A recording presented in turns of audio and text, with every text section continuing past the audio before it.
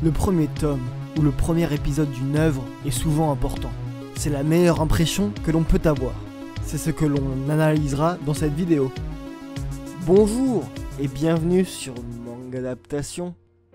On suit le quotidien de Shio qui, entre le parcours de sa maison et son école, rencontre plusieurs problèmes fictifs mais à la fois pratiques, comme être dans un gang de motards, parler à des étrangers, avoir des conversations obscènes avec son ami Manana et encore pire. C'est un animé du studio Diomedea sorti en juillet 2018 sur J1. Le style Slice of Life, donc tranche de vie, n'est pas un genre que je regarde souvent et que j'affectionne particulièrement. Quand il est mélangé avec un autre genre, cela donne un intérêt à l'œuvre.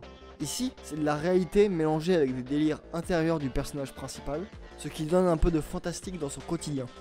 Et ce qui est comique, quand elle s'imagine des choses extravagantes, c'est le retour à la réalité qui contrecarre tous ses plans. On peut aussi apercevoir de la comédie de boulevard qui est basée quasiment sur du quiproquo, qui ici conclut pas mal de séquences et nous laisse sur un potentiel sentiment de malaise du personnage. Un animé classique mais efficace dans l'humour. Cependant, quelques défauts alourdissent le récit.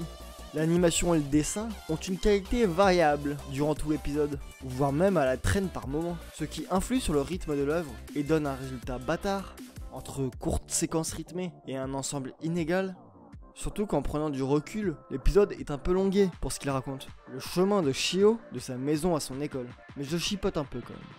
Par contre, ça n'annonce pas de très bonnes choses pour le futur de la série, vu qu'il reprend la même narration.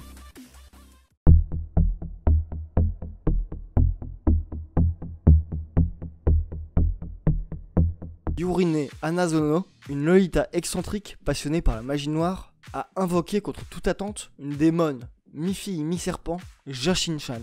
Ces deux jeunes filles sont alors obligées de vivre ensemble, jusqu'à ce que Yurine trouve un moyen de ramener Jashin-chan dans son monde. Ou jusqu'à ce que cette dernière la tue. C'est un animé du studio Nomad, sorti en juillet 2018. C'est kawaii desu ka!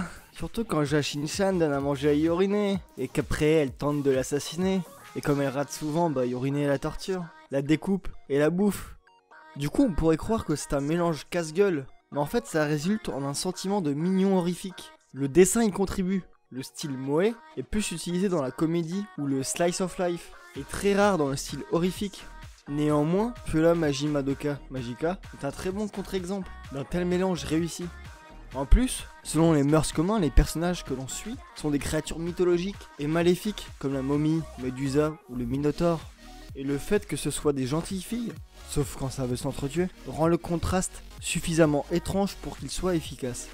En plus de son genre, cet animé époustoufle par sa mise en scène et sa narration, comme par exemple le changement de style graphique ou des styles de montage différents. Mais aussi on peut analyser un brisage de quatrième mur commun dans le récit. Déjà il y a un jeu sur les monologues intérieurs qui sont entendus par les spectateurs, mais aussi les personnages de cette œuvre, ce qui amène à des quiproquos cocasses. Il y a aussi toute une logique autour de la censure lors de scènes très violentes, comme dans Deadpool, qui montre une certaine conscience d'être dans un animé kawaii.